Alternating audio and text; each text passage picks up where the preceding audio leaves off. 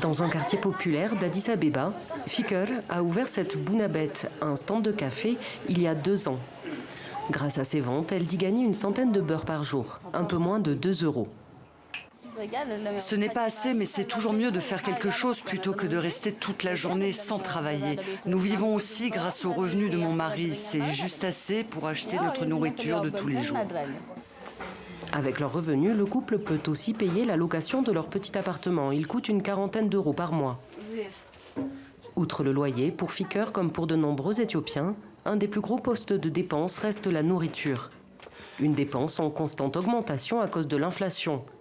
Le prix du bidon d'huile a presque doublé en quelques mois.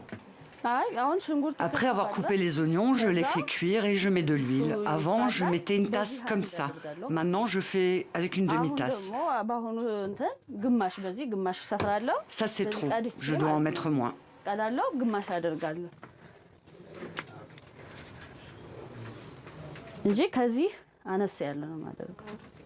En Éthiopie, une grande partie de l'huile consommée dans le pays est importée, comme ces dalles de granit. Si elles sont transformées à Addis Abeba, elles viennent de l'étranger. Le prix des produits d'importation a beaucoup augmenté et impacte le domaine de la construction. Sur le marché, nous devons augmenter le prix pour nos clients. Importer coûte cher, le coût du transport par bateau est cher. C'est pour cela que le marché tourne au ralenti, c'est une crise économique. L'un des grands problèmes de l'Éthiopie depuis une dizaine d'années, c'est le manque de dollars, car le pays importe 5 fois plus qu'il n'exporte.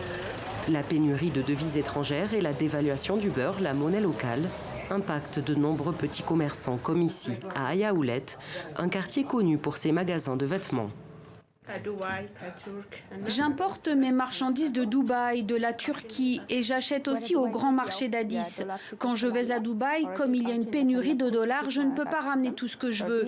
Je n'ai pas assez de monnaie et c'est vraiment le gros problème.